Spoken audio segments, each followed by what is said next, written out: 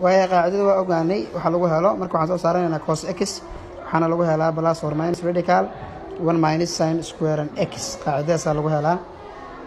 cos t نسيدو كله أيضا وحلو هلا قاعدة أو نك sin كأيضا نكسو صارنا تيدا بلاس or minus radical 1 minus sin square أو t يعني لنا